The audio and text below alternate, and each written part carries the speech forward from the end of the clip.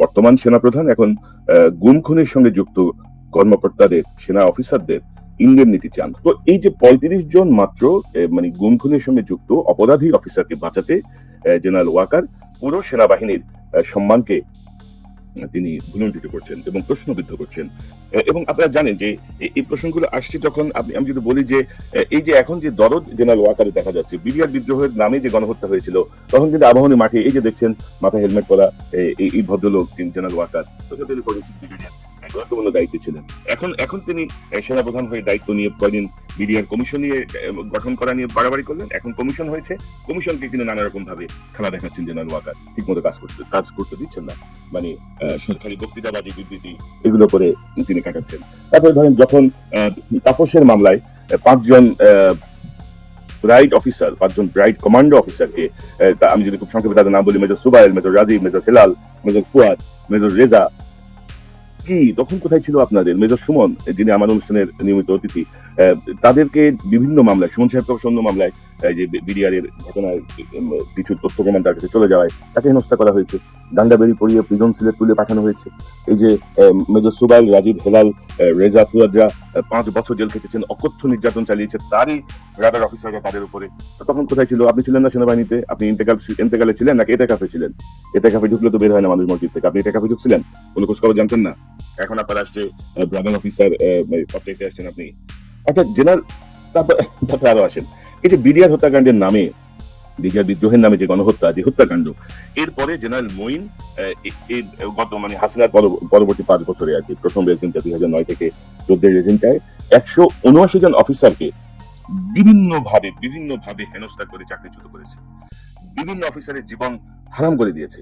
তখন কোথায় ছিলেন জেনারেল ওয়াকার? আপনি তো হাসিনার ১৫ বছরে ঢাকা শহরে আপনার পোস্টিং ছিল, ঢাকার বাইরে একদিনের জন্য আপনাকে পাঠানো হয়নি। আপনি হাসিনার আত্মীয়, হাসিনার মামাতো বোনের জামাই, সেই হিসাবে আপনি সর্বোচ্চ সুবিধা গ্রহণ করেছেন হাসিনার কাছ থেকে। তখন আপনি কোথায় ছিলেন? তখন একবারও মনে হয় নাই যে এই অফিসারগুলোকে কেন চাকরিচ্যুত করা হবে। বিডিআরে যেভাবে আমাদের অফিসারদের হত্যা করা হয়েছে, তারপরে যারা প্রতিবাদ করলো তাদের বিরুদ্ধে কেন ব্যবস্থা নেওয়া হবে? কোনো সারাশব্দ নাই। তো এখন আসেন এই যে জুলাই বিপ্লবের সময়কার কয়েকটা বিষয় আপনাদের রিকল করাই। আসলে হয় কি, আমরা সবাই ভুলে যাই, এই ২ দিন আগের ঘটনা ২ দিন পরে ভুলে যাই। এখন জেনারেল ওয়াকারের এসব মিষ্টি কথায় আমাদের মনে হয় যে বাহ খুব ভালো কথা বলছেন, তো মানে একজন ছাত্র অফিসারের মতো কথা বলছেন, তো আসলেই তো তারা তো কমান্ডেই ছিল, তাদের কি দোষ? আসেন আমরা জাস্ট কয়েকটা রিক্যাপ দেখি, জাস্ট বিডিআর জুলাইয়ের একটা রিক্যাপ আপনাদের সামনে একটু দেখাই। ধরেন এই ধরনের একটা ঘোষণা, সকলে জানমান নিরাপত্তা রক্ষায় নিয়োজিত আছি। সর্বসাধারণের অবগতির জন্য জানানো যাচ্ছে যে আমরা বাংলাদেশ সেনাবাহিনী আপনার সকলে জানমান নিরাপত্তা রক্ষায় নিয়োজিত আছি। অতএব জনগণের জানমালের নিরাপত্তা বিঘ্নকারীদের দেখা মাত্র গুলি করা হবে। বুঝতে পারছেন তো? দেখা মাত্র গুলি করা হবে জনগণের জানমালের নিরাপত্তা বিঘ্নকারীদের। অথচ জুলাই বিপ্লবে কোনো ছবিতে আপনারা দেখাতে পারবেন না ছাত্রদের হাতে কোনো অস্ত্র আছে, ছাত্রদের হাতে কোনো ছুরি আছে। যা কিছু ছুরি, যা কিছু অস্ত্র সব পুলিশ, সেনাবাহিনী, ছাত্রলীগ, যুবলীগের হাতে ছিল। কারফিউ দিয়ে সেনাবাহিনী প্রহরা দিয়েছে, ছাত্রলীগ, যুবলীগ, পুলিশ মিলে নির্বিচারে গণহত্যা চালিয়েছে এবং সেনাবাহিনী গণহত্যা চালিয়েছে। কি জবাব কে দেবে? এগুলো বিচার হবে না? এগুলো জবাবের মুখোমুখি হবে না? তবে আপনি যদি দেখেন যে সেই সময় তার আনসারের ডিজি আওয়ামী লীগ নেতার ভাই এবং বিভিন্ন গোয়েন্দা সংস্থা আমাদেরকে যে তথ্য দিয়েছে, এর সাথে বিএনপি এবং জামাতের সন্ত্রাসী গ্রুপ সরাসরি জড়িত। এখন যেহেতু এই ধ্বংসযজ্ঞের সাথে আমরা মনে করি কোনোভাবেই আমাদের এই ছাত্ররা জড়িত না। এনামুল সামনের ভাই, সে কিন্তু এখনো বহাল তবিয়ত, তাকে জাস্ট সে কিন্তু হাসিনা পালানোর পরে আনসার বিদ্রোহের চেষ্টা করেছিল, নানা রকমের ঘটনা ঘটানোর চেষ্টা করেছিল, তাকে এখন বোধহয় এনডিসিতে নিয়ে বসিয়ে রাখা হয়েছে। একটা সময় তো ধরেন বিএনপি জামাত মানি মেরে ফেলা যায়, বিএনপি জামাত মানি খুন করা যায়, বিএনপি জামাত মানি টর্চার করা যায়, বিএনপি জামাতের সম্পত্তি মানি দখল করা যায়। তো এগুলো কি বিচার হবে না? তারপরে আপনি দেখেন এই বিষয়টা তো অমীমাংসিতই, এটা 5ই আগস্ট 6ই আগস্টে আমি দেখিয়েছি করতে পারি, এই প্রশ্নের জবাব কে দিবে? তো এখন ধরেন আমাদের এই যে আমি যেটা বলছিলাম যে মানে অধিকাংশই বয়সের ভারী নুজ্জ, প্রায় অকর্মণ্য মানুষদেরকে নিয়ে ডক্টর ইউনূস যে সরকার গঠন করেছেন, সেই সরকার কিন্তু এগুলো কোনো জবাবদিহি চাইনি এখনো। বলা চলে যে ডক্টর ইউনূস সেনাবাহিনীর প্রতি এক ধরনের কি বলবো ভয় পাচ্ছে, আমার মনে হয় সেনাবাহিনীর ভয় পাচ্ছে। কারণ ধরেন ওই যে ব্রিটিশ আমলে দেখা যেত না যে ওই হাফ প্যান্ট পর এক পুলিশ গ্রামের এক কোনা দিয়ে ঢুকলে পুরো গ্রাম খালি হয়ে যায়, পুলিশ ঢুকছে। একটা সময় আমাদের বাপ চাচারা ইউনিফর্ম, আর্মির একটা ইউনিফর্ম দেখলেই ভয় ওই এলাকা দিয়ে যেত না, যে না আর্মি আছে, এখানে কি হয় কি না কি হয়। তো এখন তো 2025 দিন পাল্টেছে না, আপনি এখন চোখ রাঙাবেন, ধমক দিবেন। আর আমাদের এই জেনজি বা জেনজি তো আছে, আমাদের কথা বাদ দেন, আমরা কি এগুলো চোখ রাঙানি কেয়ার করি নাকি? আমাদের বাংলাদেশে আপনি এইসব চোখ রাঙাবেন, জনগণের অর্থে পরিচালিত, জনগণের অর্থে বেতন নিয়ে, জনগণের অর্থে সুযোগ সুবিধা ভোগ করে আপনি সেই জনগণের উপর ফ্যাসিস্টকে রক্ষা করার জন্য গুলি চালাবেন, সেটা আমাদের মেনে নিতে হবে। তো দর্শক, আমি আপনাদেরকে এখন একটু একাডেমিক একটা বিষয়ে আসি, যে এই যে আপনারা যে বলছেন, ওয়াকার সাহেব যে বলছে যে তারা কমান্ড পালন করেছে, তারা কমান্ডে ছিল, সেই কমান্ডের জায়গাটা নিয়ে আসলে বিষয়টাকে কিভাবে দেখা হয়, আমি যদি আপনাদেরকে একটু দেখাই তাহলে আমার মনে হয় যে আপনাদের বুঝতে সুবিধা হবে। আমাকে একটু একটা সেকেন্ড আমি একটু বের করে নিই বিষয়টা। Yes, yes. আমি যদি আপনাদেরকে দেখাই এই যে আন্তর্জাতিক আইন কি বলছে, হোয়াট ইজ করা যায়, আমরা যদি দেখি যে এই যে ধরেন এটা হচ্ছে command responsibility and superior orders, Rome statute article 28 and 33, Nuremberg, ইয়াশমিতা ICTY ICC, এগুলো হচ্ছে সব রেফারেন্স। রোম স্ট্যাটিটিউটের রেফারেন্স, নুরেমবার্গ ট্রায়ালের রেফারেন্স, ইয়াশমিতা কেসের রেফারেন্স, ICTY এবং ICC রেফারেন্স। এবং আমি যদি আপনাকে দেখাই রোম স্ট্যাটিটিউট কি প্রভিশনস আর্টিকেল 28 and 33, এখানে বলা হচ্ছে command responsibility, A commander is criminally responsible for crimes committed by subordinates if they knew or should have known and failed to prevent or punish. Article 33 তে বলা হয়েছে superior orders, following orders is not a valid defense unless it was a legal obligation to obey, the person did not know it was unlawful, the order was not manifestly unlawful, orders to commit genocide or crimes against humanity are always unlawful. এগুলো হচ্ছে ধরেন এই reference গুলো আমি যেগুলো বলছিলাম, এখানে 4টা রেফারেন্সের স্লাইড আছে, তৈরি করেছি এবং এই যে রেফারেন্স লিঙ্ক গুলো দর্শক আমি 5টা রেফারেন্স লিঙ্ক আমার ডেসক্রিপশনে দিয়ে দেবো, আপনারা দেখে নেবেন জেনারেল ওয়াকারের এই বিষয়টা আপনারা কিভাবে বুঝছেন। অর্থাৎ আমি বাংলা বলি যে কমান্ড রেসপন্সিবিলিটি কমান্ডার জানতেন বা জানার কথা ছিল, অথচ অপরাধ প্রতিরোধ বা শাস্তির ব্যবস্থা নেননি, তাহলে তিনি দায়ী।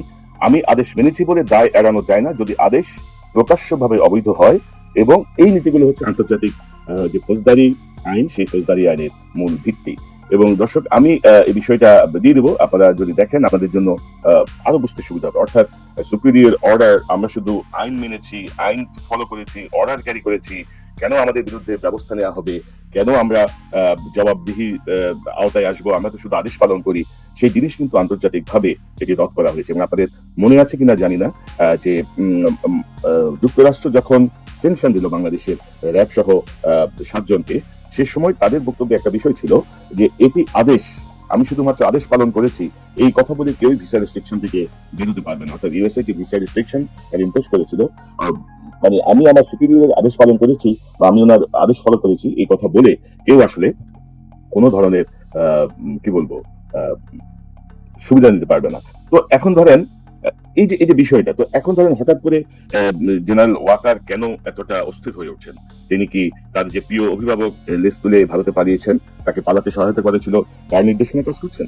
বাংলাদেশে যারা ভারতের পক্ষে যে সেনা কর্মকর্তাগুলো এতদিন ধরে গুম খুনের সঙ্গে যুক্ত ছিল, তিনি কি তাদেরকে রক্ষা করতে চাচ্ছেন?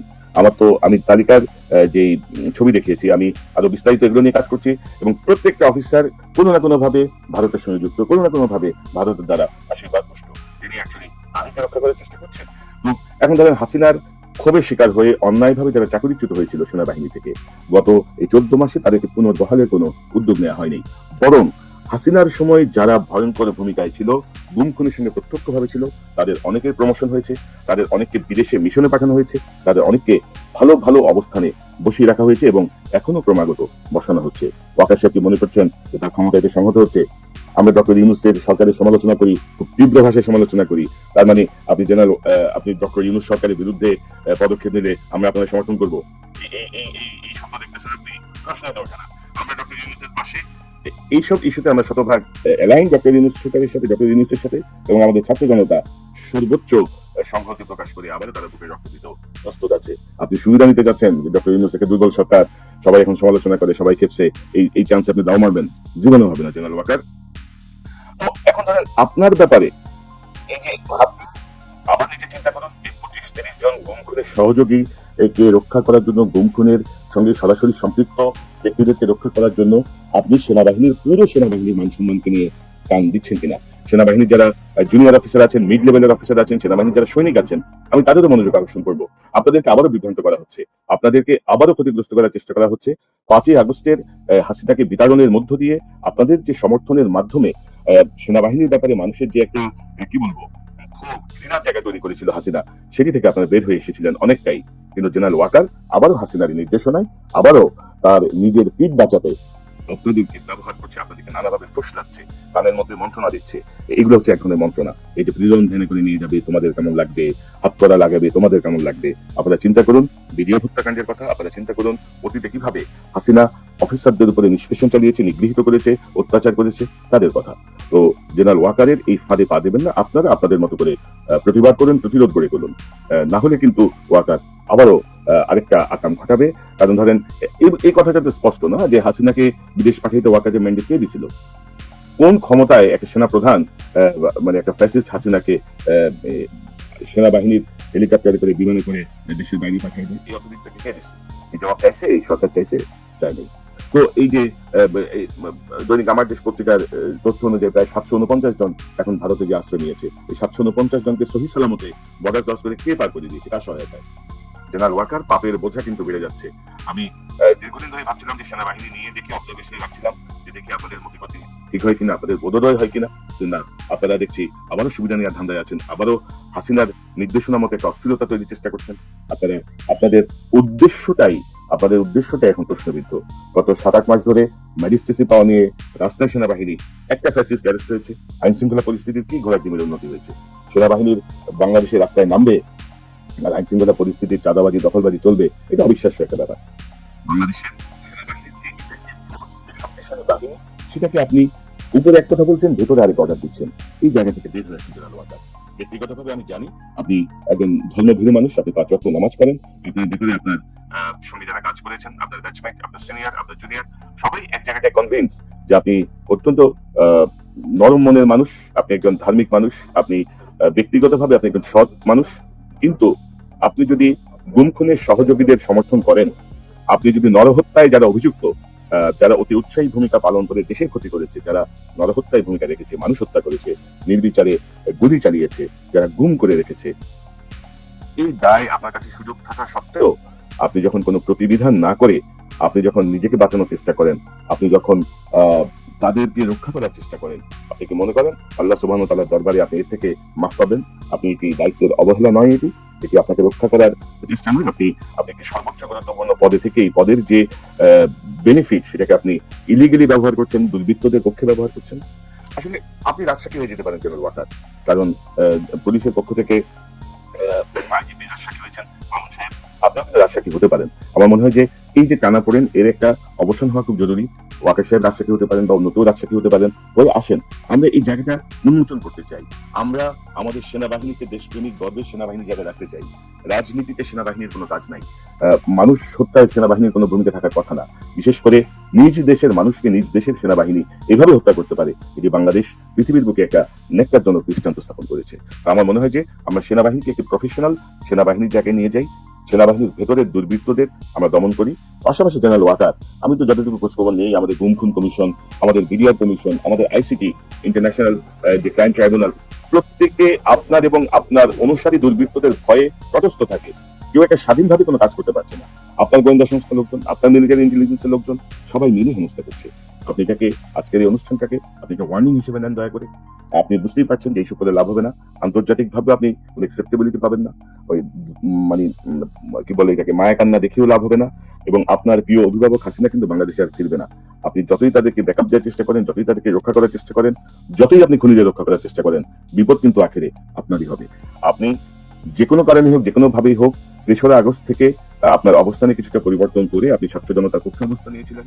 একটি বিজয় এসেছে, সেই বিজয়ের সুফলটা আপনিও ভোগ করেন, সেটা আমি চাই পার্সোনালি। এবং আমার মনে হয় এই আন্দোলনের প্রত্যেকটা স্টেক হোল্ডার চাই যে আমরা যে ভূমিকাটা ছিল, সেই ভূমিকাটা আমরা দেশের করতে চাই, সেই ভূমিকাটাকে আমরা আপনি ধরে রাখবেন, সেটা আমরা চাই। কিন্তু আপনি যেটাকে গত 14 মাসে যে আওলাইলেন, আপনাকে আদৌ সেই সেফ এক্সিট আপনার হবে কিনা, আপনি নিজেকে সেই সম্মানের জায়গাতে রাখতে পারবেন কিনা, সেটি এখন প্রশ্নের সামনে এসে দাঁড়িয়েছে। আপনাকে আবার অনুরোধ করবো, গুম খুনের সহযোগীদের সঙ্গে না থেকে তাদেরকে বিচারের মুখোমুখি করতে সর্বোচ্চ সহায়তা করুন। এবং আবারও বলি, ডক্টর ইউনূসের এই সরকার দুর্বল সরকার। আমি প্রায়ই বলি অপদার্থ সরকার, অধিকাংশ অপদার্থদের সমন্বয়ে গঠিত সরকার।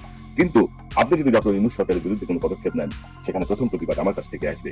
বাংলাদেশের ছাত্র জনতা, বাংলাদেশের সংবেদনশীল কোনো মানুষই আপনার এই আচরণকে মেনে নেবে না। কারণ আপনার অতীতের ভূমিকা, বর্তমান ভূমিকা, সকল কিছু আপনি জগা খিচুড়ি পাঠিয়ে ফেলেছেন। কি করিতে হইবে তাহা আপনি বুঝিতে পারিতেছেন না। আপনি একটা কিং কর্তব্য বিমূঢ় অবস্থায় আছেন এবং সকল অসৎ দুর্বৃত্ত আপনাকে ঘিরে রেখেছে, আপনার কানে মন্ত্রণা দিচ্ছে, আপনি বিভ্রান্ত হচ্ছেন। আশা করি চ্যানেল ওয়াকার গুরুত্ব সহকারে বিবেচনা করবেন। যদি আপনি অনুষ্ঠানটি দেখেন, আপনার লেসপেন্সাররা যদি অনুষ্ঠানটি আপনার সামনে তুলে ধরে তাহলে ভালো। আপনি যদি সঠিক দিক নির্দেশনায় আসেন, সেটি আমাদের দেশ এবং জাতি এবং সেনাবাহিনী সবার জন্যই মঙ্গলজনক। দর্শকের চ্যানেলটি সাবস্ক্রাইব করে আমাদের পাশে থাকুন, এই চ্যানেলের মেম্বারশিপে আমাদের পাশে থাকুন। আবার দেখা হবে ইনশাআল্লাহ।